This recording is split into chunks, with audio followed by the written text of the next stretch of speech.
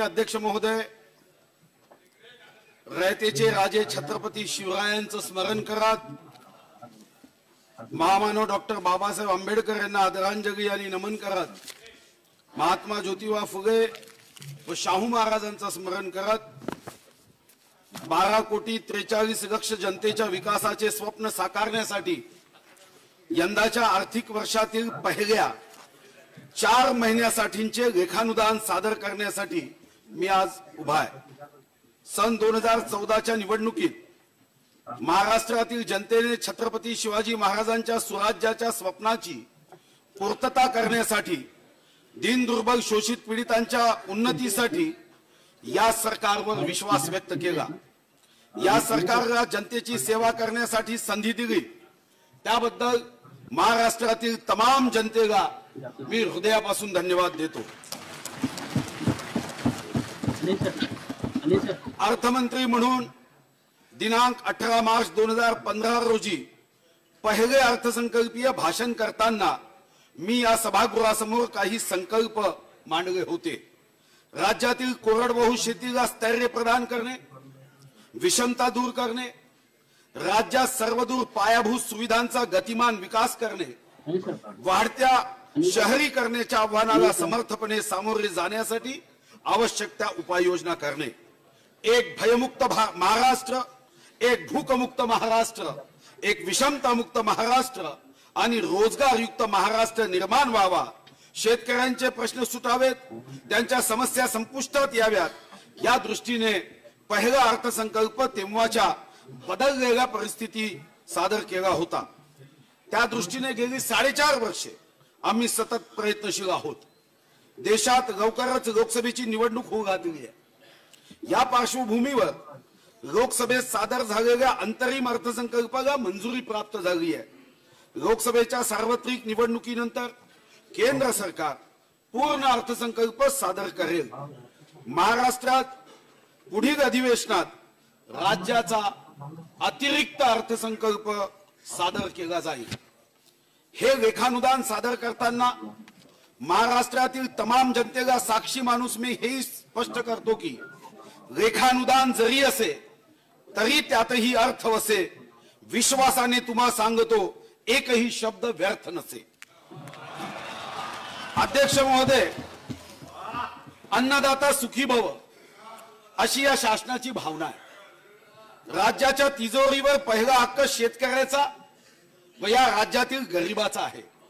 शेतकरी हा संकटात असेल तर ते राज्य प्रगतीच्या मार्गावर पुढे जाऊ शकत नाही, याबद्दल कोणाचेही दुमत असूच शकत नाही। निसर्गावर अवलंबून असणारा कोरडवाहू शेतकऱ्यांचा एक मोठा वर्ग महाराष्ट्रात आहे। त्या शेतकरी बांधवाला आर्थिक स्थैर्य देणे ही सरकारची प्राथमिकता राहिली आहे। त्यासाठी नानाजी देशमुख कृषी संजीवनी प्रकल्प राबविण्यात येत आहे। देशी बी बियाणे वापरास चालना देण्याचा प्रयत्न केला आहे। शेतकऱ्यांच्या माल विक्री अभावी पडून राहू नये, वाया जाऊ नये म्हणून मुख्यमंत्री कृषी आणि अन्न प्रक्रिया योजना सुरू करण्यात आली आहे।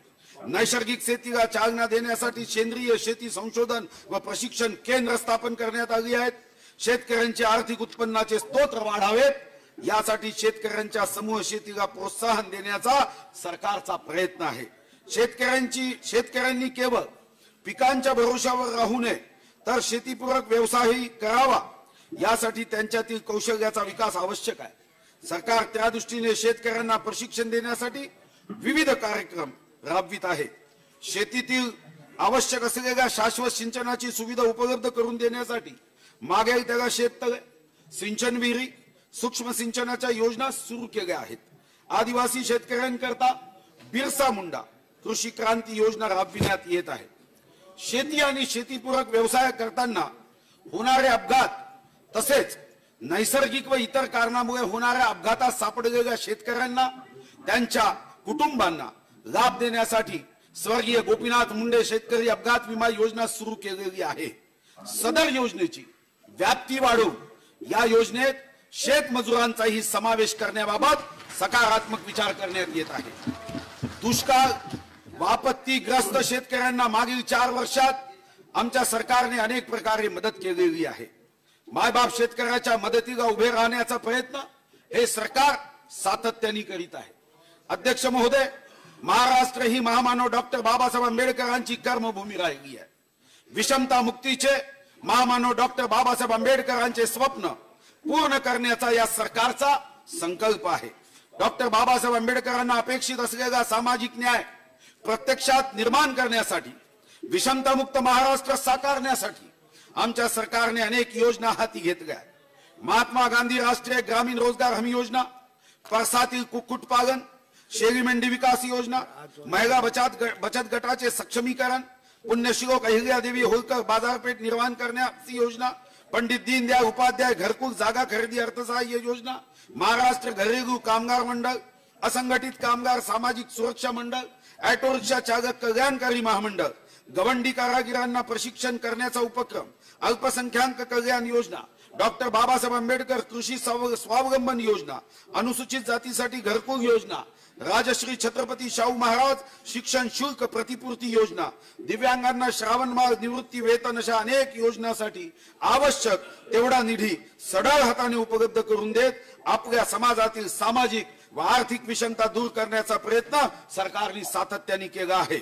अध्यक्ष महोदय, राज्यातील पायाभूत सुविधांना प्राथमिकता देऊन त्यांचा प्राधान्याने विकास सुरू आहे.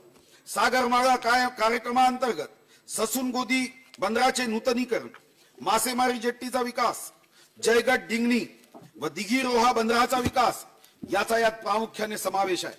आपल्याला आठवत असेल की अपुऱ्या विजेमुळे, अपुऱ्या पायाभूत सुविधा व पुरेशा नियोजनाअभावी 5 वर्षापूर्वी लोड शेडिंगची समस्या संपूर्ण महाराष्ट्राला भेडसावत होती. विशेषतः राज्याच्या ग्रामीण जनतेने लोड शेडिंगचे चटके सहन केले आहे. अखंडित वीज पुरवठा नसल्यामुळे काही उद्योग सुद्धा महाराष्ट्रातून इतर राज्यात गेल्याची वस्तुस्थिती आपल्याला नाकारता येणार नाही. महाराष्ट्राचा कारभार हाती घेताच शासनाने हे राज्य विजेच्या संदर्भात स्वयंपूर्ण करण्याचा निर्धार केला. पुन्हा या महाराष्ट्राला कधी लोड शेडिंगचा सामना करावा लागणार नाही अशी व्यवस्था निर्माण करण्याचा वज्र निर्धार आम्ही केला. त्याचे चांगले परिणाम आज सारा महाराष्ट्र अनुभवतोय. जनतेच्या हिताचा निर्धार मनाशी असला किंवा लोकांसाठी काम करण्याची उर्मी असली की काय चमत्कार घडू शकतो हे राज्यातल्या विजेच्या संदर्भात बदललेल्या परिस्थितीतून स्पष्ट झाले आहे. वीज निर्मितीमध्ये राज्य स्वयंपूर्ण करण्यासाठी वीज निर्मिती पायाभूत आराखडा 2, उच्च दाब वीज वितरण प्रणाली सुधारण्यासाठी पायाभूत आराखडा योजना व नवीकरणीय ऊर्जा धोरणाला प्राधान्य देण्यात आलेले आहे. केवळ विजेच्या संदर्भातच नव्हे तर इतरही पायाभूत सुविधांच्या संदर्भात हे राज्य अग्रेसर राहिले आहे. रस्त्यांच्या निर्माणापासून तर सिंचनाच्या सोयीपर्यंत जनतेच्या हिताचा प्रत्येक मुद्दा या सरकारच्या दृष्टीने प्राधान्यक्रमाचा मुद्दा आहे. राज्यातील ग्रामीण रस्ते विकासाकरता प्रधानमंत्री ग्राम सडक योजना व मुख्यमंत्री ग्राम सडक योजना राबविण्यात येत आहे. दिनांक 1 मे 1960 रोजी महाराष्ट्र राज्याच्या निर्मितीपासून सन 2014 पर्यंत महाराष्ट्रातील राष्ट्रीय महामार्गाची लांबी सुमारे 4766 किलोमीटर एवढी होती. 4766 किलोमीटर. आता 4766 किलोमीटर लांबी ही अध्यक्ष महाराज जेव्हा मी विचार करतो तेव्हा 1 मे 1960 पासून 21,473 दिवसात ही लांबी होती. आणि या सरकारमध्ये 31 ऑक्टोबर 2014 ला शपथ घेतली. 1579 दिवस झाले, फक्त 1579 दिवस. 4.5 वर्षात 13,000 किलोमीटर एवढी लांबी वाढली. 13,000 किलोमीटर म्हणजे 1 मे 1960 मध्ये अध्यक्ष महाराज दुपटीने वाढ झाली. अशी मतातही वाढ होणार आहे. त्याबद्दल मी विशेष करून केंद्र शासनाला धन्यवाद देतो. ही काम सध्या प्रगतीपथावर आहे. नागपूर मुंबई समृद्धी महामार्ग, शिवडी नावा शेवा पारबंदर प्रकल्प आणि वांद्रे वर्सोवा सागरी सेतू वेगाने साकारले जाते आहे. मुंबई आणि उपनगरीय भागातील नागरिकांच्या वाहतुकीच्या अत्याधुनिक सेवेची भर घालण्याचा प्रयत्न सातत्याने सुरू आहे. मुंबई मेट्रोची व्याप्ती अधिक वाढवण्याचा निर्णय हा त्याच प्रयत्नाचा एक भाग आहे. मुंबईतील मेट्रो रेल्वेचे जागे, मुंबई मेट्रो रेल्वेचे जागे सन 2014 पूर्वी म्हणजे 21,473 दिवसात 11.4 किलोमीटर लांबीचे होते, ते 1,579 दिवसात 276 किलोमीटर पर्यंत विस्तारित होणार आहे। याशिवाय नागपूर व पुणे मेट्रो रेल्वे प्रकल्पाची कामही वेगाने सुरू आहे। MUTP 3 अहमदनगर, बीड, परळी, वर्धा, यवतमाळ, नांदेड, वडसा, देसाईगंज, इंदोर, मनमाड रेल्वेची कामेही करण्यात येत आहेत। राज्यातील महत्त्वाच्या शहरात विमान सेवेचे जाळे मजबूत करण्यासाठी महाराष्ट्र विमानतळ विकास कंपनीच्या माध्यमातून अनेक लहान शहरातील विमानतळाचा विकास करण्यात येत आहे। नवी मुंबई आंतरराष्ट्रीय विमानतळाच्या कामालाही सुरुवात झालेली आहे। ग्रामीण भागातील जनतेचे परिवहनाचे हक्काचे साधन म्हणजे एसटी बस होय। या राज्यात सुमारे 67 लाख लोक प्रतिदिन एसटीने प्रवास करतात। राज्याच्या कानाकोपऱ्यात वसलेल्या नागरिकांसाठीची ही परिवहन व्यवस्था दिवसागणिक, आधुनिक, सुरक्षित, परिपूर्ण व वेगवान करण्याचा प्रयत्न केला जात आहे। प्रवाशांच्या एसटीतील प्रवास सुखकर व्हावा म्हणून परिवहन महामंडळाच्या राज्य शासनाच्या अर्थसहाय्यातून नवीन बस खरेदी करण्याचा व परिवहन महामंडळाच्या बस स्थानकाचे आधुनिकीकरण करण्याचा अर्थसहाय्य करण्यात येत आहे।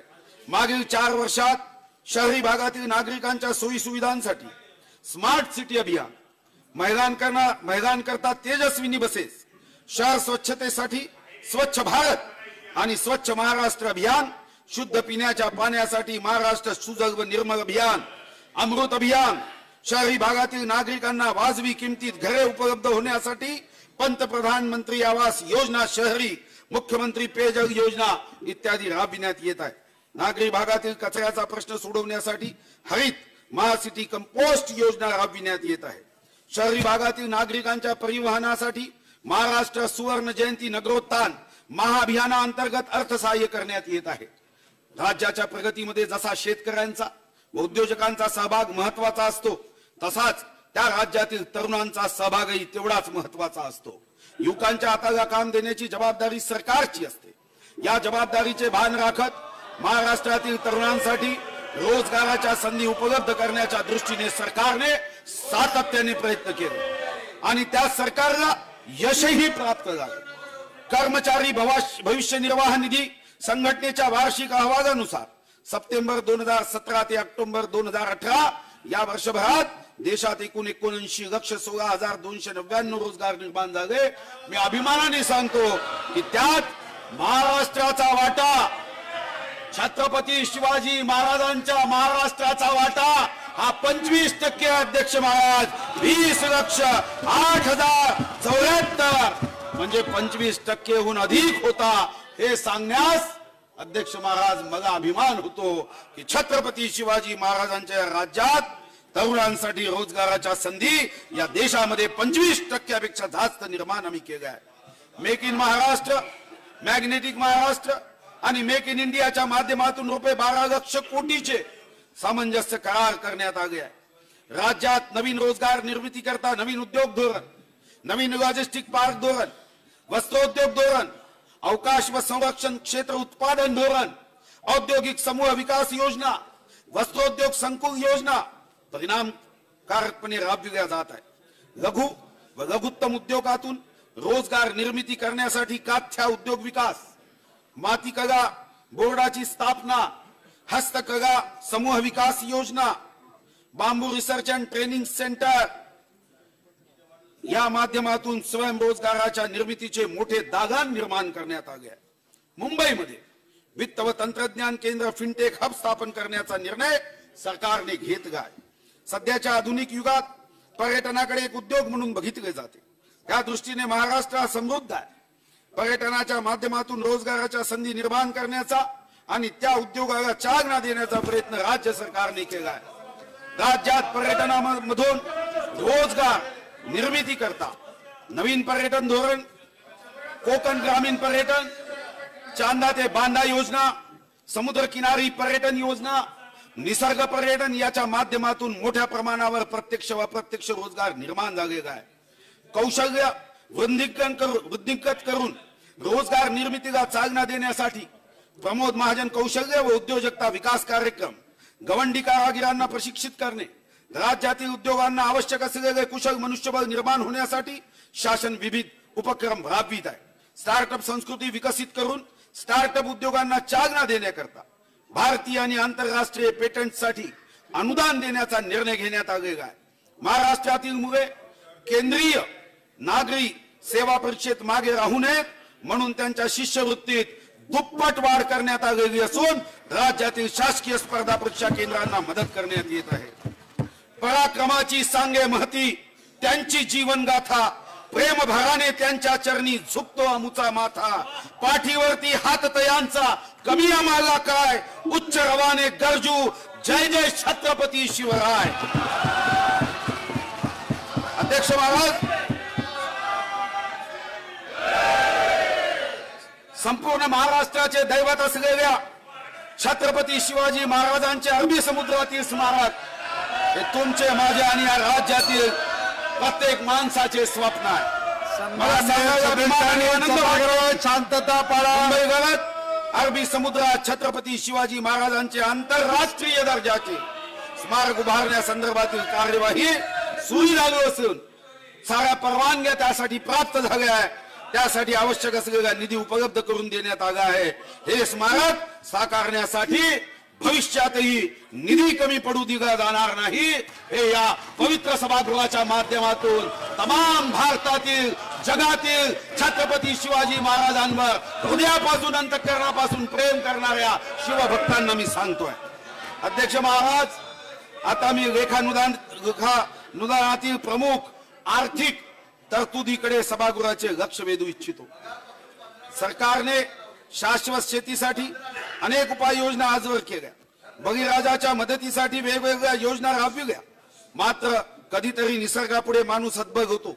गेल्या वर्षी निसर्गाने बळीराजाला दगा दिला, त्यामुळे पावसाचे प्रमाण घटले। या विपरीत परिस्थितीत शेतकऱ्यांच्या पाठीशी भक्कमपणे उभा राहण्याचा निर्धार सरकारने केला। यंदा 151 तालुक्यामध्ये दुष्काळ घोषित झाला। 151 तालुक्यामध्ये 85,76,000 हेक्टर इतके बाधित क्षेत्र असून 151 तालुक्या व्यतिरिक्त राज्य शासनाने 268 महसूल मंडळामध्ये दुष्काळ घोषित केला आहे। तसेच तदनंतर 50 पैशापेक्षा कमी पैसेवाली आलेल्या राज्यातील 5,449 गावामध्ये देखील दुष्काळी परिस्थिती घोषित केली आहे। या शेतकऱ्यांच्या मदतीकरता सरकारने खालील प्रमाणे निर्णय घेतले आहे। जमीन महसुलात सूट, सहकारी कर्जाचे पुनर्गठन, शेतीशी निगडीत कर्जाच्या वसुलीला स्थगिती, कृषी पंपाच्या चालू वीज देयकात 33.5% सूट, शालेय महाविद्यालयीन विद्यार्थ्यांच्या परीक्षा शुल्कात माफी, रोहोयो अंतर्गत कामाच्या निकषात काही प्रमाणात शिथिलता, आवश्यक तेथे पिण्याचे पाणी पुरविण्यासाठी टँकर्सचा वापर आणि टंचाई जाहीर केलेल्या गावात शेतकऱ्यांच्या शेतीच्या पंपाची वीज जोडणी खंडित न करणे आणि इत्यादी निर्णय या संदर्भामध्ये घेतले आहेत। बाधित शेतकऱ्यांची संख्या 82,27,166 एवढी आहे। दुष्काळ बाधित शेतकऱ्यांना कोरडवाहू क्षेत्रासाठी रुपये 6,800, आश्वासित सिंचन क्षेत्रासाठी रुपये 13,500, बहुवार्षिक पिकांच्या क्षेत्रासाठी 18,000 प्रति हेक्टर, 2 हेक्टरच्या मर्यादेत नुकसान भरपाईचे वाटप करण्यात येत आहे। दुष्काळ बाधित शेतकऱ्यांसाठी रुपये 2,909 कोटी निधी उपलब्ध करून देण्यात आला असून त्यापैकी दिनांक 23 फरवरी 2019 पर्यंत 1,507 कोटी रुपये रक्कम 42 लाख शेतकऱ्यांच्या बँक खात्यात जमा करण्यात आली आहे। उर्वरित रकमेचे वाटप करण्याचे काम सध्या सुरू आहे। या व्यतिरिक्त शेतकऱ्यांच्या मदतीकरता निधी कमी पडू नये म्हणून 2,000 कोटी आकस्मिकता निधीमधून सुद्धा मंजूर करण्यात आले आहेत। राज्यात निर्माण झालेल्या दुष्काळ व टंचाई सदृश्य परिस्थितीचा सामना करण्यासाठी केंद्र शासनानेही मदत जाहीर केली असून इतर राज्याच्या तुलनेत, देशातील इतर राज्यांच्या तुलनेत महाराष्ट्राला शेतीचे नुकसान व पिण्याच्या पाण्याचा पुरवठा, चारा इत्यादीसाठी केंद्र शासनाकडून सर्वाधिक सुमारे 4,714 कोटी रक्कम मंजूर झाली। ही सर्वाधिक रक्कम आहे अध्यक्ष। आजपर्यंत महाराष्ट्राच्या इतिहासामध्ये एवढी रक्कम केंद्र शासनाने कधी दिली नाही। मी केंद्र शासनाला या सभागृहाच्या माध्यमातून विशेष धन्यवाद देतो।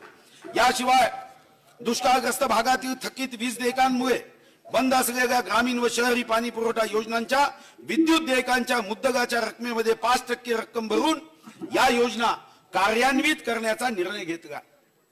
तसेच नोव्हेंबर 2018 ते जून 2019 या कालावधीतील या योजनांची चालू विद्युत देयके भरण्याचाही निर्णय घेण्यात आला। पिण्याच्या पाण्याच्या टंचाई निवारणार्थ पाणी पुरवठा व स्वच्छता विभागास रुपये 530 कोटी इतकी रक्कम वितरित करण्यात आलेली आहे। तसेच बोंडअळीमुळे नुकसान झालेल्या शेतकऱ्यांना रुपये 3,366 कोटी रुपयाचं वाटपही करण्यात आलं आहे। निसर्ग रुसला, पाठ फिरवली, पाऊस पडला थोडा, सुकले नाले, सुकल्या विहिरी, गावाकडचा ओढा, जेथे जेथे टंचाईने केला गंभीर घात, विविध योजनाद्वारे करूया दुष्काळावर मात। शेतकऱ्यांचे उत्पन्न दुपटीने वाढवणे हा आमच्या सरकारचा दृढ संकल्प असून यासाठी शाश्वत शेती हा प्रभावी उपाय आहे। शेतीचे उत्पादन व उत्पादकता वाढीसाठी पर्याप्त सिंचन आवश्यक आहे। सिंचन सुविधा मुबलक प्रमाणात उपलब्ध व्हाव्यात यासाठी हे शासन मोठ्या प्रमाणावर उपाययोजना राबवित आहे। प्रधानमंत्री कृषी सिंचाई योजनेअंतर्गत महाराष्ट्रातील 26 प्रकल्प हाती घेण्यात आले असून त्यापैकी वारणा, निम्न पांझरा, डोंगरगाव व नांदूर मधमेश्वर टप्पा 2 हे प्रकल्प पूर्ण करण्यात आलेले आहे व त्यामुळे 1,25,000 हेक्टर सिंचन क्षमता आणि 594 दशलक्ष घनमीटर पाणी साठा निर्माण झाला आहे। विदर्भ व मराठवाड्यातील शेतकरी, आत्महत्याग्रस्त जिल्हे व उर्वरित महाराष्ट्रातील दुष्काळग्रस्त व अवर्षण प्रभावित भागातील सिंचन प्रकल्पांना अर्थसहाय्य करण्यासाठी बळीराजा जलसंजीवनी योजना राबविण्यात येत आहे।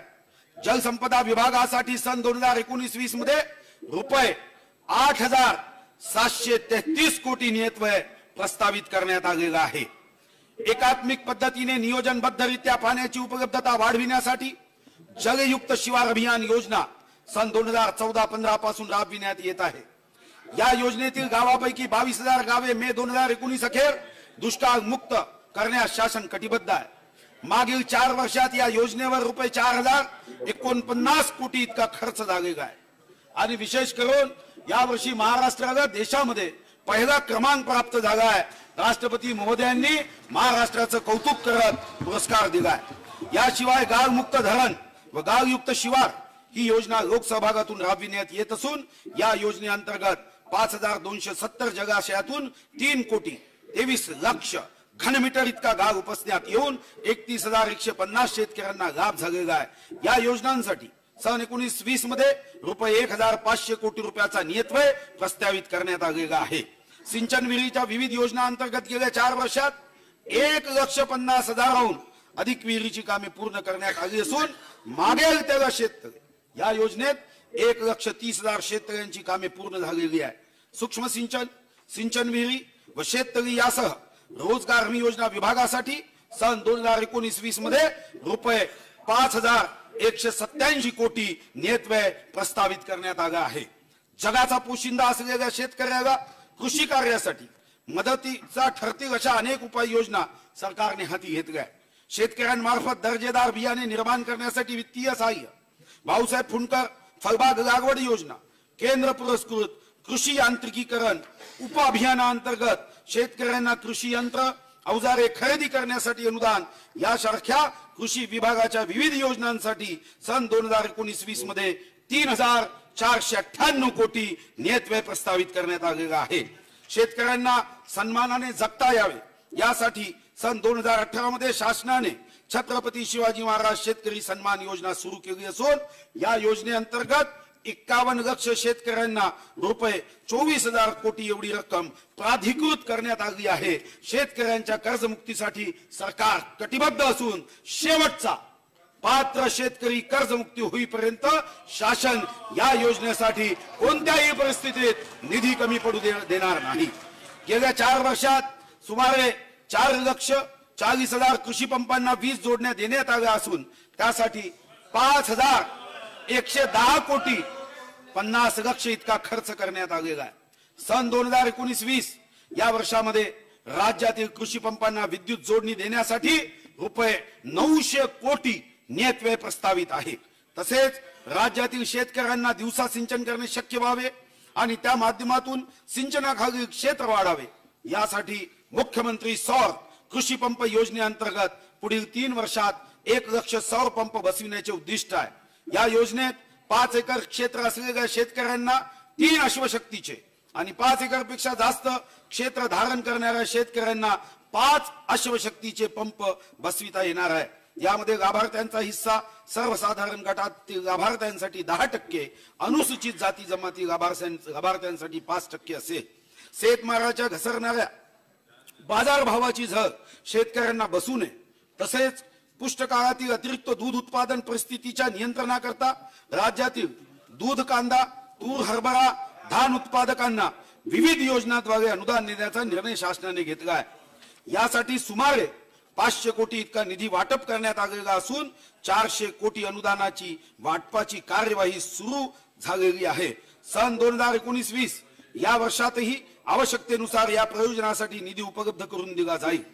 धान उत्पादकांना द्यावयाच्या बोनसची रक्कम जी काही वर्षापासून प्रति क्विंटल 200 दिली जात आहे ती या वर्षापासून वाढवून 500 रुपये एवढी प्रति क्विंटल करण्याचा निर्णय हा या राज्य सरकारने घेतलेला आहे।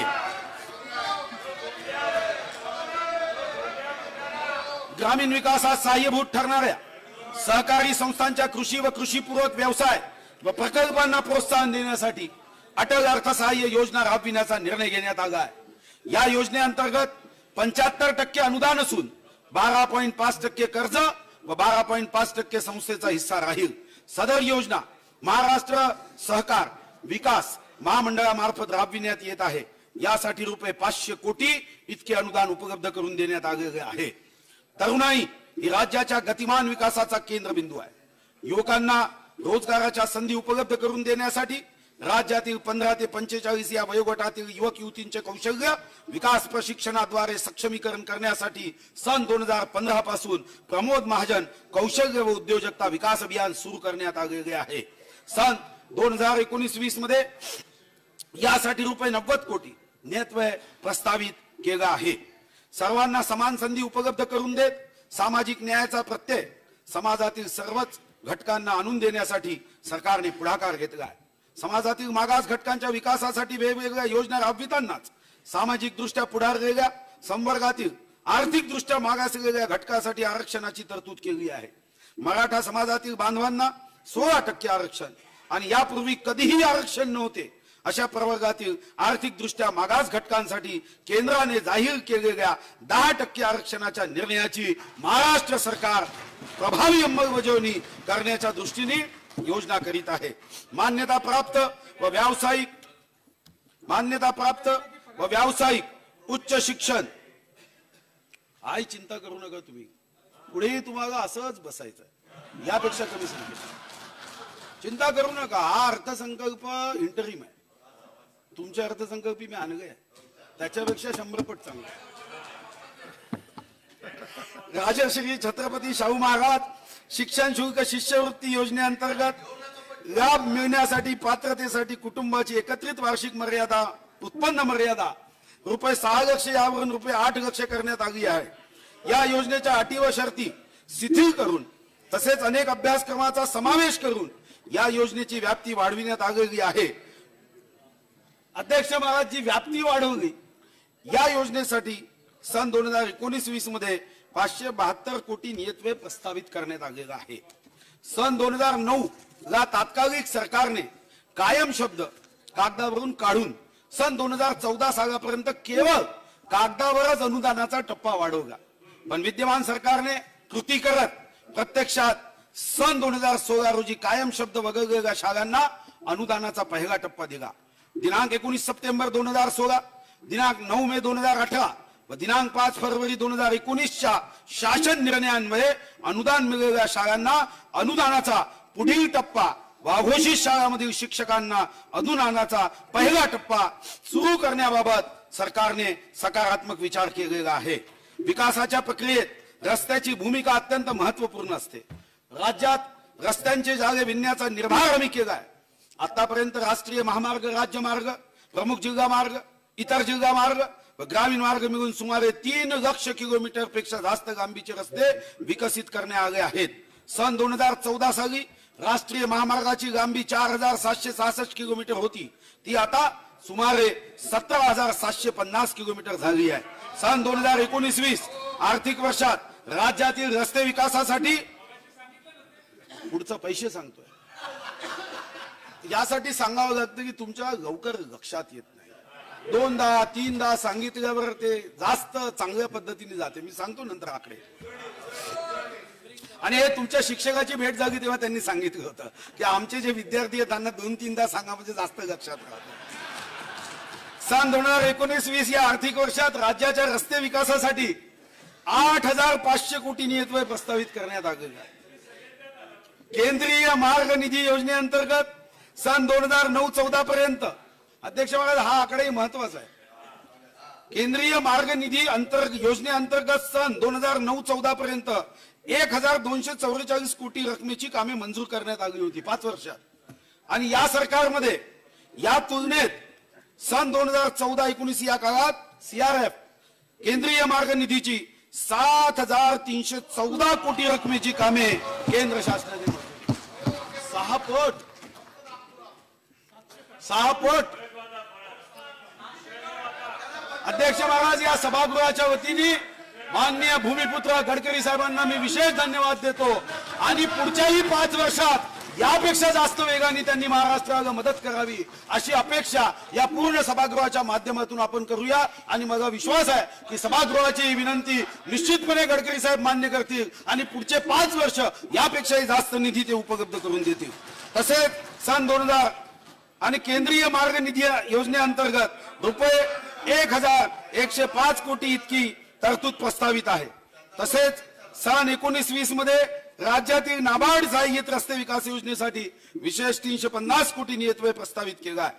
रस्त्याच्या सर्वांगीण विकासाकरता सार्वजनिक बांधकाम विभागाच्या अखत्यारीतील 10,500 किलोमीटर लांबीच्या रस्त्याची सुधारणा करण्याकरता केंद्र शासनाच्या हायब्रिड एन्युटी मॉडेलच्या धर्तीवर राज्यात हायब्रिड एन्युटी तत्वावर रस्त्याची सुधारणा करण्यास मान्यता देण्यात आली आहे.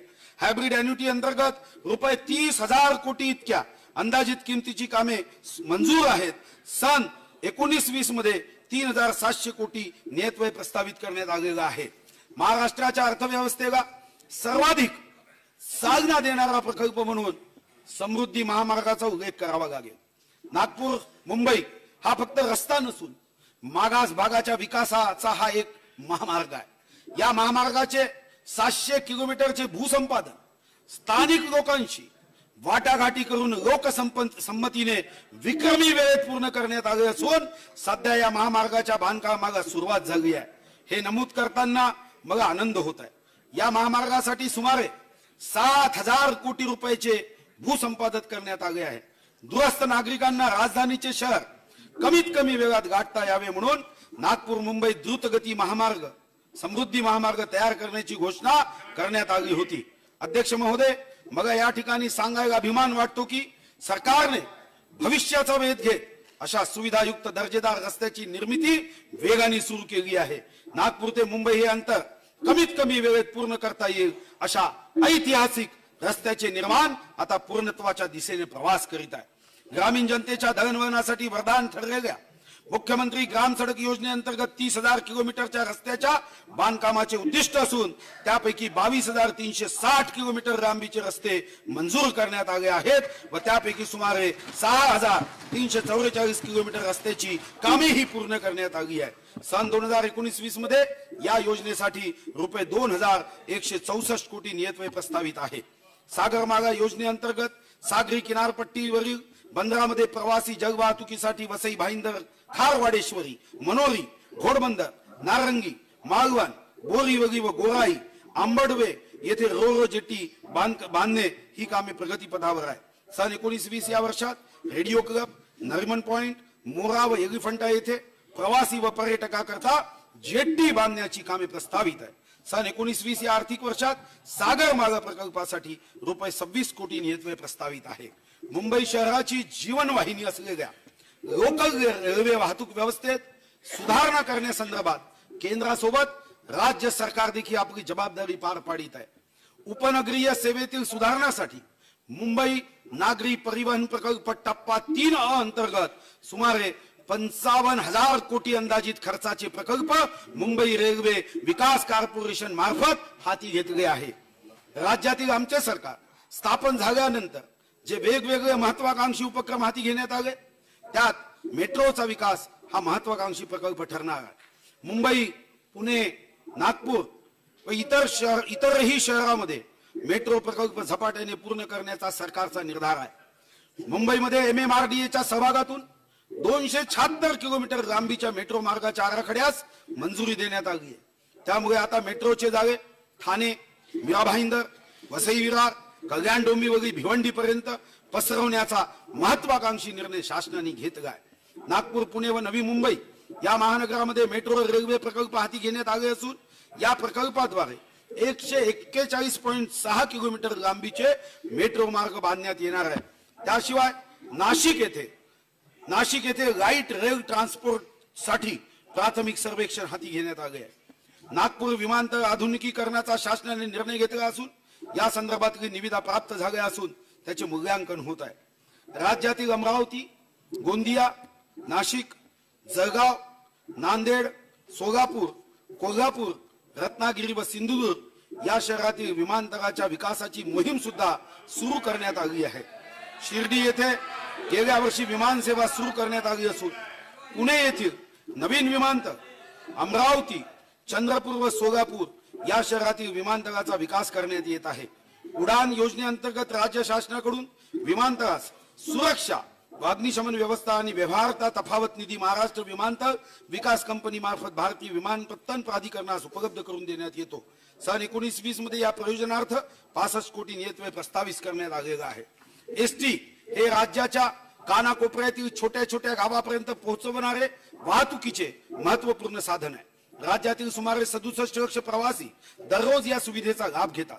सामान्यातील सामान्य माणसाच्या आवाक्यातील वाहतुकीचे हे साधन अधिक दूरपर्यंत पोहोचावे, एसटीच्या प्रवाशांना दर्जेदार वाहन व्यवस्था उपलब्ध व्हावी यासाठी हे सरकार कटिबद्ध आहे. राज्यातील एकूण 592 बसस्थानकापैकी 96 बसस्थानकाचे आधुनिकीकरणाच्या रुपये 270 कोटी रकमेच्या कामास मान्यता देण्यात आली असून त्यापैकी 170 कोटी एवढी रक्कम शासनाकडून उपलब्ध करून देण्यात आली आहे. त्यामधून 22 बसस्थानकाची कामे पूर्ण झाली. या कामासाठी 2019-20 मध्ये रुपये 101 कोटी नियतव्यय प्रस्तावित आहे. महाराष्ट्र राज्य मार्ग परिवहन महामंडळास नवीन 700 बसेस खरेदीसाठी एकूण रुपये 210 कोटी मंजूर करण्यात आले असून यापैकी या बसेसच्या खरेदी प्रक्रियेसाठी 90 कोटी एवढा निधी उपलब्ध करून देण्यात आला आहे. सध्या सदर बसेसची खरेदी प्रक्रिया प्रगतीपथावर असून त्यासाठी आवश्यक तो निधी उपलब्ध करून देण्यात येईल. राज्यातील 100% गावाचे विद्युतीकरण करण्याचे लक्ष्य साध्य करण्यात आले आहे. सौभाग्य योजनेअंतर्गत केंद्र शासनाने 100% घराच्या विद्युतीकरणाचे लक्ष्य ठेवले होते ते राज्याने पूर्ण केले आहे. ऊर्जा विभागाच्या पायाभूत सुविधा तसेच अन्य बाबी करता सन 2019-20 मध्ये 6,306 कोटी नियतव्यय प्रस्तावित करण्यात आला आहे. नवीन व नवीनीकरणीय ऊर्जा या अपारंपरिक ऊर्जा स्त्रोताद्वारे वीज निर्मिती करण्यावर शासनाने भर दिलेला आहे. या क्षेत्राचा विकास करण्यासाठी सन 19-20 मध्ये 1,087 कोटी नियतव्यय प्रस्तावित करण्यात आलेला आहे. कृषी ग्राहकांना सवलतीच्या दरात वीज पुरवठा, यंत्रमागधारक ग्राहकांना सवलतीच्या दरात वीज पुरवठा, विदर्भ, मराठवाडा व उत्तर महाराष्ट्रातील डी व डी प्लस क्षेत्रातील औद्योगिक ग्राहकांना सवलतीच्या दरात वीज पुरवठा, विदर्भातील 6 जिल्ह्यांना 8 ते 10 तास वीज पुरवठ्याऐवजी 12 तास अतिरिक्त वीज पुरवठा, दिवसाच्या कालावधीमध्ये वीज पुरवठा, टंचाई व दुष्काळ घोषित केलेल्या गावामध्ये वीज देयकात सवलत, वस्त्रोद्योग धोरण 2018 अंतर्गत वीज दरात सवलत देण्यात येत आहे. सन 2010 ते 14 या कालावधीत या सर्व वीज दर सवलतीसाठी साधारणतः 20,469 कोटी अनुदान उपलब्ध केले होते. या 5 वर्षाच्या तुलनेत मागील 4 वर्षात वीज दर सवलतीपोटी राज्य शासनाने 32,410 कोटी एवढे अनुदान उपलब्ध करून दिले आहे. आणि यासाठी सन 2019-20 मध्ये 5,210 कोटी इतका नियतव्यय प्रस्तावित करण्यात आलेला आहे. संपूर्ण देशात महाराष्ट्र राज्य हे थेट विदेशी गुंतवणुकीत अग्रेसर आहे। काळानुरूप अशा पुरोगामी औद्योगिक धोरणासह विविध प्रक्षेत्रनिहाय औद्योगिक धोरण राबविण्यामुळे राज्य उद्योगाबाबत देशात अग्रेसर राज्य ठरले आहे। मागील 4 वर्षात आखलेल्या उद्योगपूरक धोरणामुळे make in India, magnetic Maharashtra, convergence सारख्या भव्य गुंतवणुकीमुळे राज्यात देशांतर्गत गुंतवणुकी व्यतिरिक्त सुमारे रुपये 3,36,000 कोटी रकमेची थेट विदेशी गुंतवणूक झाली आहे। माहिती तंत्रज्ञान सहाय्यभूत सेवा धोरणांतर्गत 42 माहिती तंत्रज्ञान उद्याने अपेक्षित आहे। यात 1,500 कोटी गुंतवणूक होणार असून त्यातून सुमारे 1 लाख रोजगार निर्मिती अपेक्षित आहे। इलेक्ट्रॉनिक धोरणांतर्गत सुमारे 18 प्रकल्प प्रगतीपथावर असून 6,300 कोटीची गुंतवणूक होईल। त्यामधून 12,000 रोजगार निर्मिती अपेक्षित आहे। अवकाश व संरक्षण साहित्य उत्पादन धोरणांतर्गत 2 प्रकल्प प्रस्तावित असून त्याद्वारे रुपये 7,500 कोटीची गुंतवणूक अपेक्षित आहे। पर्यावरण पूरक व पर्यायी इंधन प्रोत्साहित करण्यासाठी आखलेल्या विद्युत वाहन निर्मिती धोरणांतर्गत 2 प्रकल्प प्रगतीपथावर असून त्यामध्ये सुमारे 7,000 कोटीची गुंतवणूक अपेक्षित आहे। व्यवसाय सुलभीकरणांतर्गत ईओडीबी घेतलेल्या निर्णयानुसार उद्योगाकरता आवश्यक असलेल्या परवानग्याची संख्या मोठ्या प्रमाणावर कमी करण्यात आली आहे। राज्यामध्ये मोठी परकीय गुंतवणूक आकर्षित करून त्यामधून रोजगार निर्मितीसाठी 10 विभागाच्या एकूण 41 सेवांची माहिती एकाच ठिकाणी उपलब्ध होण्यासाठी मैत्री कक्षाची स्थापना करण्यात आली आहे। राज्यात सूक्ष्म लघु उपक्रमाच्या सर्वांगीण विकासासाठी औद्योगिक समूह विकास कार्यक्रमाची अंमलबजावणी करण्यात येते। राज्यात सुमारे 150 औद्योगिक समूह प्रकल्प विकासासाठी हाती घेण्यात आले आहेत। या महत्वाकांक्षी उपक्रमाचा परिणाम असा आहे की या योजनांमुळे हजारो रोजगार निर्माण होतील। कालपर्यंत नोकऱ्या मागणारे तरुण आज इतरांना नोकऱ्या देण्याइतपत सक्षम होत आहेत। औद्योगिक समूह विकास कार्यक्रमांतर्गत विविध सुविधांसाठी केंद्र शासन तसेच राज्य शासनाचे भरीव आर्थिक सहाय्य अनुदान स्वरूपात उपलब्ध करण्यात येते। राज्यातील सुमारे 7,000 सूक्ष्म लघु उपक्रमांना औद्योगिक समूह विकास कार्यक्रमाचा लाभ होत असून या कार्यक्रमासाठी सन 2019-20 मध्ये 65 कोटी इतका नियतव्यय प्रस्तावित आहे। मुख्यमंत्री ग्रामीण पेयजल योजना व राष्ट्रीय पेयजल कार्यक्रमाचा राज्य हिस्सा या योजनांसाठी 735 कोटी इतका नियतव्यय प्रस्तावित आहे। स्वच्छ महाराष्ट्र या अभियानाद्वारे राज्यातील एकूण 254 शहराच्या 2,703 कोटी किमतीच्या घनकचरा व्यवस्थापन प्रकल्पांना मान्यता दिली असून त्याची अंमलबजावणी सुरू आहे।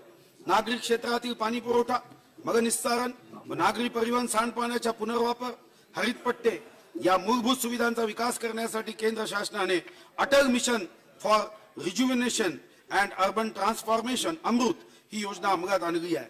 या योजनेचा राज्यातील 44 शहरे 76% नागरी लोकसंख्येस लाभ मिळत आहे। नागरी भागातील 37 पाणी पुरवठा, 31 मलनिस्सारण व 128 हरित क्षेत्र प्रकल्पाचा या योजनेमध्ये समावेश आहे। स्मार्ट सिटी अभियानाअंतर्गत महाराष्ट्रातील पुणे, सोलापूर, कल्याण, डोंबिवली, नागपूर, नाशिक, ठाणे, औरंगाबाद व पिंपरी चिंचवड या 8 शहराची निवड झालेली आहे। या 8 शहरात आतापर्यंत 1,388 कोटीचे 51 प्रकल्प पूर्ण झाले आहेत। रुपये 4,872 कोटीचे 98 प्रकल्प प्रगतीपथावर आहे। सन 19-20 मध्ये या योजनांसाठी सुमारे रुपये 2,400 कोटी इतका नियतव्यय प्रस्तावित आहे। मी प्रधानमंत्री महोदयांना आयुष्यमान भारत एक क्रांतिकारी योजना या देशाला दिल्याबद्दल धन्यवाद देतो।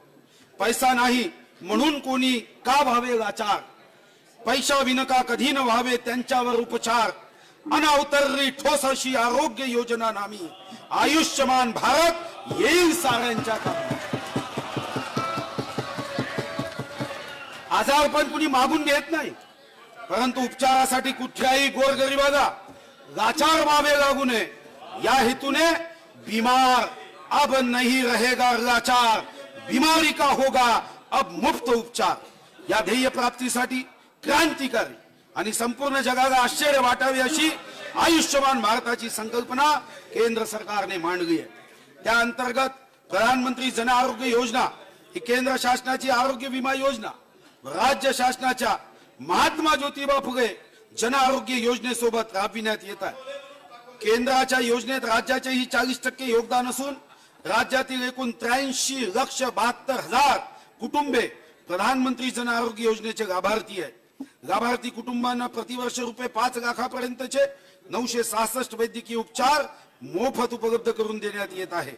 महात्मा फुले जन आरोग्य योजनेअंतर्गत दारिद्र्य रेषेवरील 1 लाखापर्यंत उत्पन्न असलेल्या कुटुंबांना आत्महत्याग्रस्त 14 जिल्ह्यातील शुभ्र शिधापत्रिकाधारक शेतकरी कुटुंबाच्या एकूण 2,22,00,000 कुटुंबांना वैद्यकीय उपचारासाठी या योजनेअंतर्गत संरक्षण पुरविण्यात येत आहे। सन 2019-20 मध्ये या योजनांसाठी एकूण रुपये 1,021 कोटी इतका नियतव्यय प्रस्तावित आहे। राष्ट्रीय आरोग्य अभियान या योजनेसाठी सन 2019-20 मध्ये एकूण रुपये 2,098 कोटी इतका नियतव्यय प्रस्तावित आहे। वैद्यकीय शिक्षण विभागाच्या वैद्यकीय महाविद्यालयाची बांधकामे व इतर उपक्रमासाठी 764 कोटी इतका नियतव्यय प्रस्तावित करण्यात आलेला आहे। राज्यातील प्रदूषित नद्या व तलाव संवर्धनासाठी विविध प्रकल्प राबविण्यात येत आहे। या अभियानाअंतर्गत राज्यातील चंद्रभागा, मुळामुठा, मोरणा, नाग नदी इत्यादी नद्यांचे प्रदूषण कमी करून या नद्यांच्या संवर्धनासाठी लोकसहभागातून कार्यक्रम राबविण्यात येत आहे। या व्यतिरिक्त चंद्रपूर जिल्ह्यातील इरई व झरपट नदी संवर्धनाचे प्रस्तावही विचाराधीन आहे। नदी व तलाव संवर्धन तसेच अन्य बाबीसाठी पर्यावरण विभागास रुपये 240 कोटी इतका नियतव्यय प्रस्तावित आहे। सामाजिक विकास कार्यक्रम समाजातील वंचित घटकांचा सर्वांगीण विकास करून या समाजाला विकासाच्या मुख्य प्रवाहात आणण्यासाठी हे सरकार वचनबद्ध आहे। सामाजिक विकास कार्यक्रमाअंतर्गत अनुसूचित जाती उपाय योजनेखाली शाळा, आरोग्य सेवा, रमाई घरकुल, वसतिगृहे, निवासी शाळा यासारखे अनेक उपक्रम राबविण्यात येतात। तसेच विशेष सहाय्य योजनेअंतर्गत दारिद्र्य रेषेखाली कुटुंबातील वृद्ध, निराधार, विधवा व अपंग या घटकांना संजय गांधी निराधार अनुदान योजना, श्रावणबाग सेवा राज्य निवृत्ती वेतन योजना, इंदिरा गांधी राष्ट्रीय वृद्धापकाळ निवृत्ती वेतन योजना आणि इंदिरा गांधी राष्ट्रीय विधवा निवृत्ती वेतन योजनेअंतर्गत अर्थसहाय्य देण्यात येते। यासाठी यामध्ये सुमारे 31,87,000 लाभार्थी असून याकरता मी 3,180 कोटी नियतव्यय प्रस्तावित केला आहे। सन 2019-20 मध्ये अनुसूचित जाती उपाय योजनेसाठी एकूण 9,208 कोटी एवढा नियतव्यय राज्य योजनेमधून प्रस्तावित आहे। महात्मा फुले मागासवर्ग विकास महामंडळ, महाराष्ट्र राज्य अपंग वित्त व विकास महामंडळ, साहित्य रत्न लोकशाही अण्णाभाऊ साठे विकास महामंडळ तसेच संत रोहिदास चर्मोद्योग व चर्मकार विकास महामंडळ या 4 महामंडळांना भाग भांडवल उभारण्यासाठी रुपये 325 कोटी शासन हमी मंजूर करण्यात आलेली आहे। आदिवासी विकास विभागाच्या अनुसूचित जनजाती उपाय योजनेअंतर्गत शाळा, आरोग्य सेवा, वसतिगृहे, निवासी शाळा, शासकीय आश्रमशाळा कायापालट अभियान तसेच भारतरत्न APJ अब्दुल कलाम अमृत आहार योजना यामध्ये अनेक उपक्रम राबविण्यात येत आहे। सन 2019-20 या वर्षाकरता या सर्व योजनेसाठी रुपये 8,431 कोटी इतका नियतव्यय प्रस्तावित आहे। अनुदानित संस्थांमधील विद्यार्थी प्रवेशितांच्या परिपोषण अनुदानात दिनांक 1 फरवरी 2019 पासून रुपये 900 वरून 1,500 एवढी वाढ करण्यात आली आहे। ही वाढ सामाजिक न्याय विभाग, विमुक्त जाती, भटक्या जमाती, इतर मागासवर्ग, विशेष मागास प्रवर्ग कल्याण विभाग, महिला व बाल विकास विभाग आणि आदिवासी विकास विभागाअंतर्गत येणाऱ्या संस्थांमधील विद्यार्थ्यांना आणि इतर प्रवेशितांना लागू राहील। अल्पसंख्याक विकास विभागामार्फत राज्यातील अल्पसंख्याकांच्या कल्याणासाठी राबविण्यात येणाऱ्या विविध योजनांसाठी सन 2019-20 या वर्षात एकूण रुपये 465 कोटी इतका नियतव्यय प्रस्तावित आहे। इतर मागासवर्गीय, विमुक्त जाती, भटक्या जमाती व विशेष मागास प्रवर्ग यांचे कल्याण हा नवीन विभाग निर्माण करण्यात आला असून या विभागामार्फत विविध कल्याणकारी योजना राबविण्यात येत आहे। या विभागासाठी सन 19-20 मध्ये 2,892 कोटी इतका नियतव्यय प्रस्तावित आहे। अण्णासाहेब पाटील आर्थिक विकास महामंडळाचे भाग भांडवल रुपये 50 कोटी मधून 400 कोटीची वाढ करण्यात आली आहे। या महामंडळामार्फत विविध कल्याणकारी उपक्रम राबविण्यात येत असून आवश्यकतेनुसार या महामंडळाला निधी उपलब्ध करून देण्यात येईल। महिला व बाल विकास विभागामार्फत महिला व बालकांसाठीच्या विविध कल्याणकारी योजना राबविण्यात येत असून या विभागाकरता सन 19-20 करता 2921 कोटी इतका नियतव्यय प्रस्तावित आहे। महिला व बाल विकास विभागामार्फत नवतेजस्विनी हा महाराष्ट्रातील ग्रामीण महिलांसाठी नवीन उपक्रम सुरू करण्यात येणार असून या प्रकल्पाअंतर्गत महिला उद्योजकांना सहाय्य करण्यात येणार आहे। राज्यातील लहान बालकांना शिक्षणाकरता सुयोग्य वातावरण उपलब्ध होण्यासाठी सध्या अस्तित्वात असलेल्या अंगणवाडी केंद्राचे आदर्श अंगणवाडी केंद्रात रूपांतर करण्यात येत आहे। सन 2019-20 मध्ये 5000 अंगणवाडी केंद्रांना आदर्श अंगणवाडी केंद्रात रूपांतरित करण्याचे उद्दिष्ट आहे। राज्यातील अंगणवाडी सेविका व मदतनीस यांच्या मानधनात दिनांक 1 ऑक्टोबर 2017 पासून वाढ केलेली आहे। तसेच भाऊबीज भेट रकमेतही वाढ करण्यात आली आहे।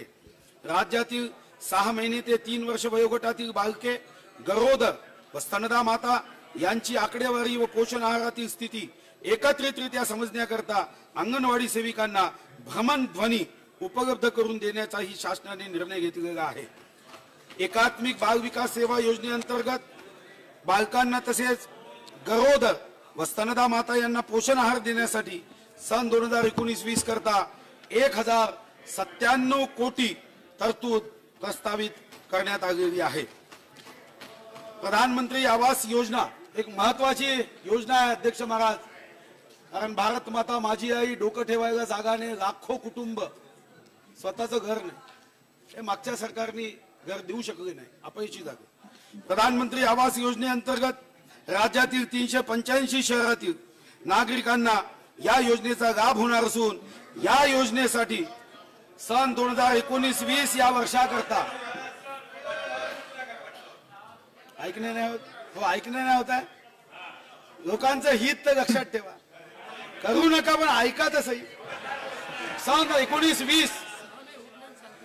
19-20 जयंतराव घेऊन घ्या। पंतप्रधान आवास योजनेच्या साठी 6895 कोटी इतकी तरतूद प्रस्तावित।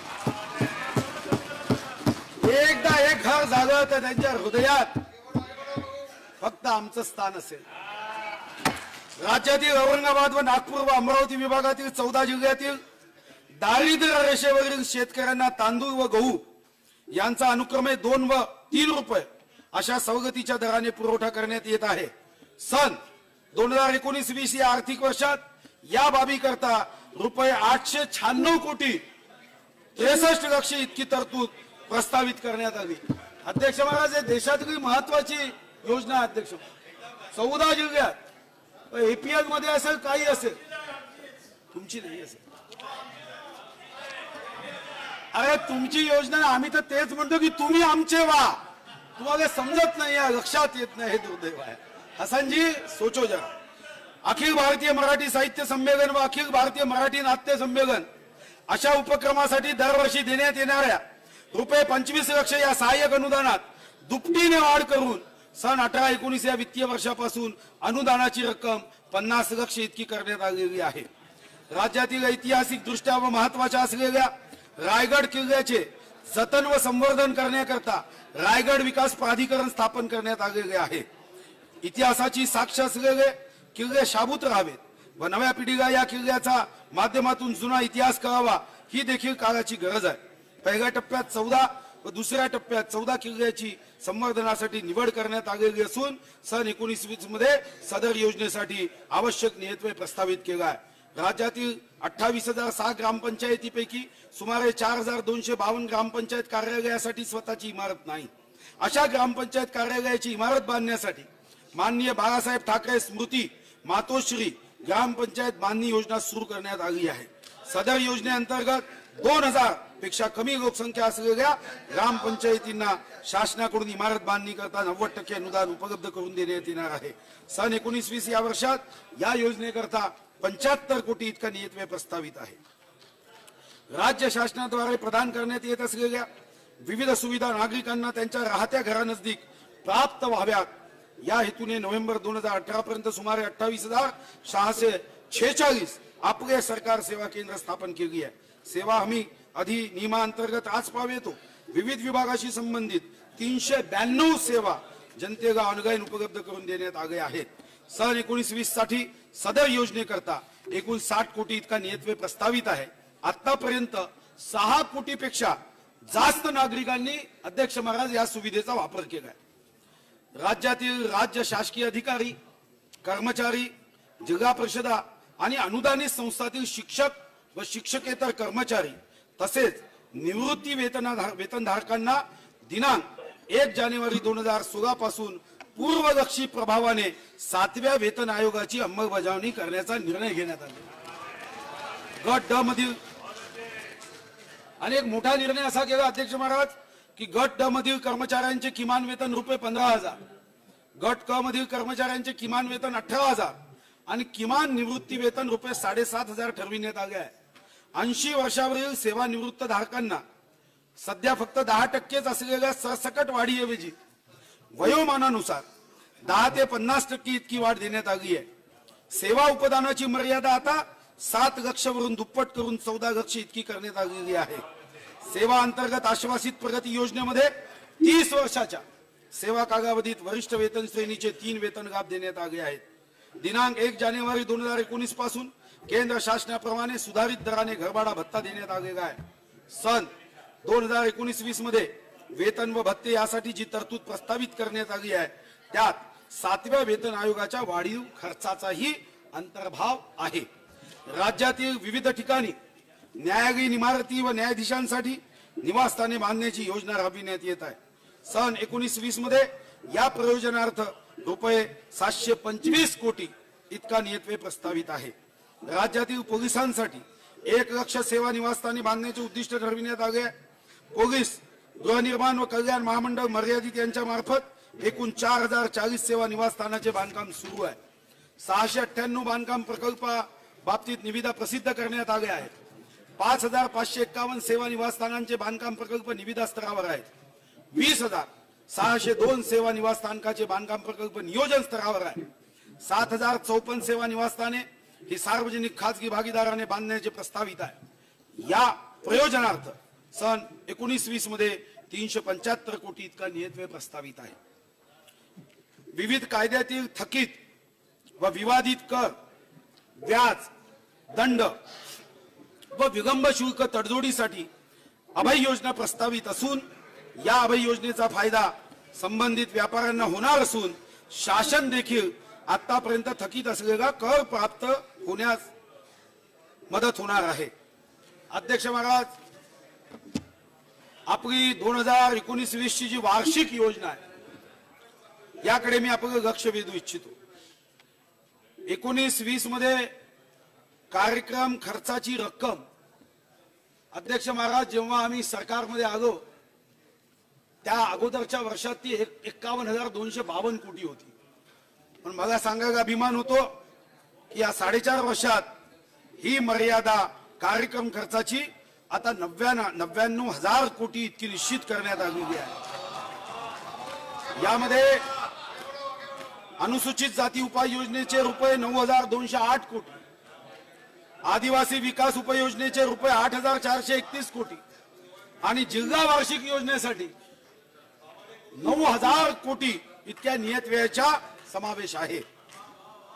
अध्यक्ष महाराज, एका गोष्टीकडे मी सर्वांचं लक्ष अभिमानाने वेधू इच्छितो आणि मला असं वाटतं की यापुढे तरी कोणताही या महाराष्ट्रातला समजदार व्यक्ती ज्याला अर्थशास्त्र समजतं तो हे राज्य कर्जबाजारी आहे असं भाष्य करणार नाही जेव्हा मी आकडे वाचित.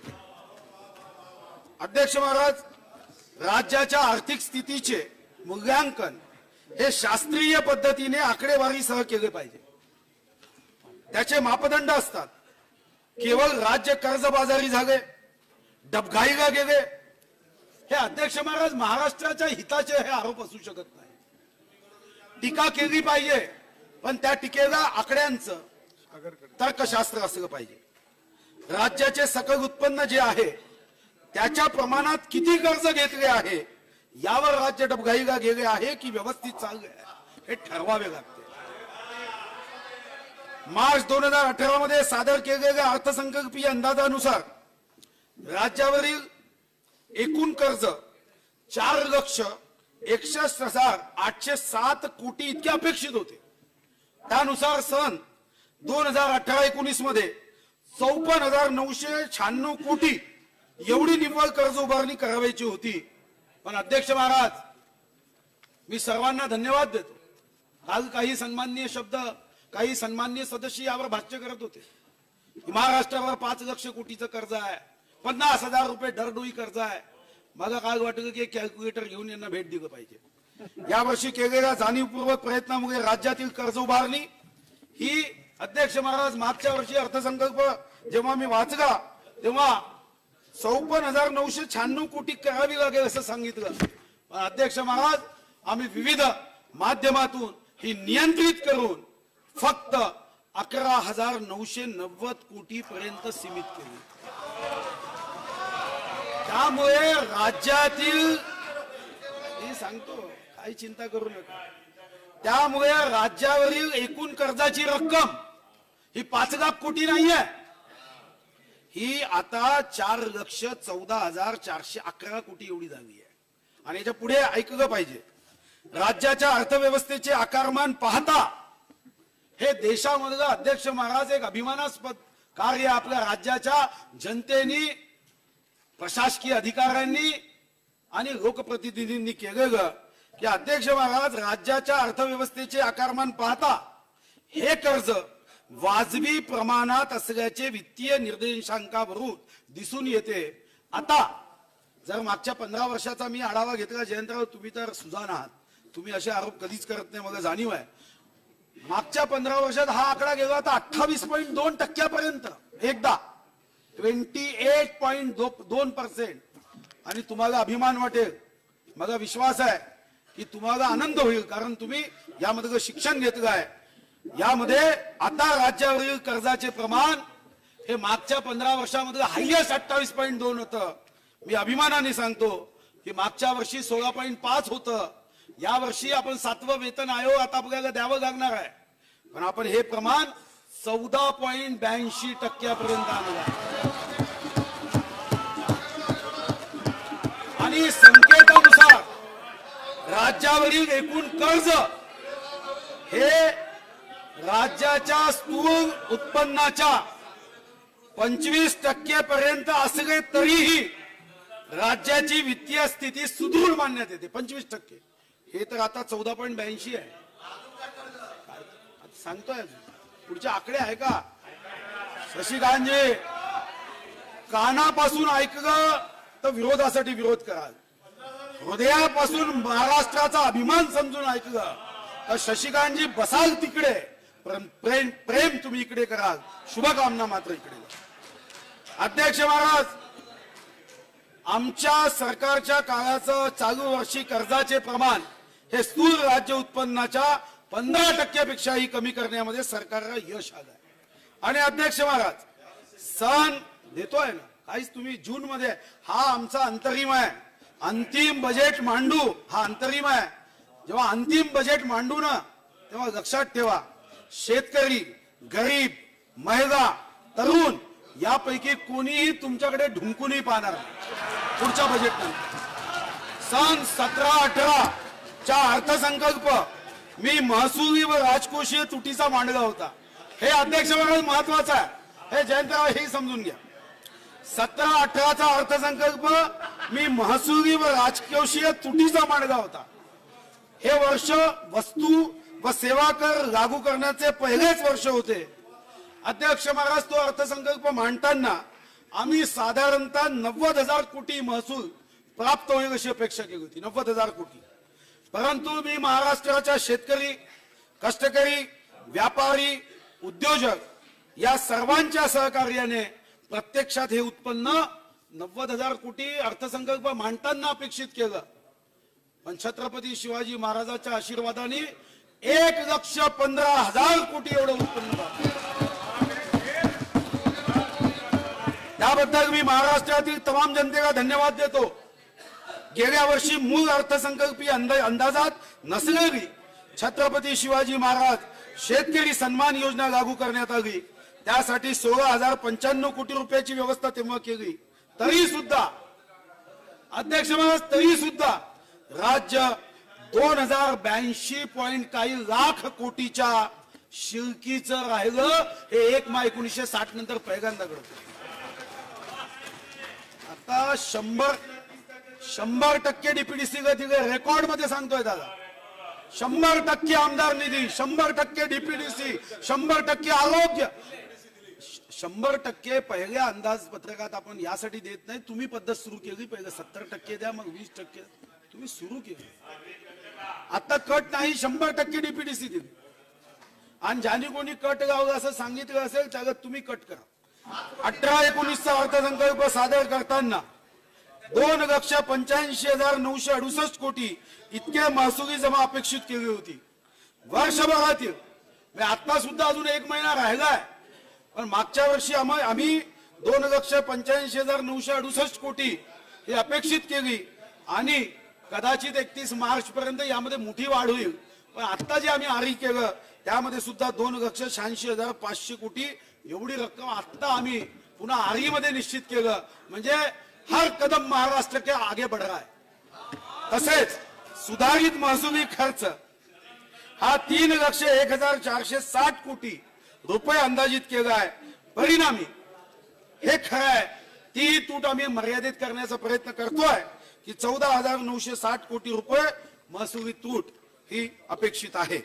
सन 19-20च्या अर्थसंकल्पामध्ये महसुली जमा 3,14,498 कोटी रुपये व महसुली खर्च हा 3,34,273 कोटी रुपये अंदाजित केला आहे. परिणामी 19,784 कोटी रुपये महसुली तूट येत आहे. प्रत्येक वेळी वेतन आयोगाच्या तरतुदी लागू केल्यानंतर शासनाच्या वित्त व्यवस्थेवर पुढील काही वर्ष काहीसा ताण येतो असा अनुभव आहे. त्यामुळे ही तूट येणे स्वाभाविक आहे. असे असले तरीही अनावश्यक खर्चात बचत करून व महसूल वसुली अधिक प्रभावीपणे करून ही तूट मर्यादित करण्याचा मी प्रयत्न करेन. या राज्याच्या विकासाचा संकल्प करताना जे उद्दिष्ट आम्ही निश्चित केले आहे त्या उद्दिष्ट पूर्तीसाठी प्रयत्नाची पराकाष्ठा करू अशी ग्वाही या पवित्र व सार्वभौम सभागृहाच्या साक्षीने मी राज्यातील जनतेला देतो आहे. नव्या कल्पना रुजवून आम्ही आलो सामोरे, देशभरातच वाहू लागले प्रगतीचे वारे. या प्रगतीने जगी तळपला आपला भारत देश, अर्थनीती आणि सामर्थ्याची मोठी झाली रेष. या वेगाला पुन्हा देऊ या महाराष्ट्राची साथ, हिमालयाला जणू लाभावी सह्याद्रीची साथ. जय हिंद, जय महाराष्ट्र.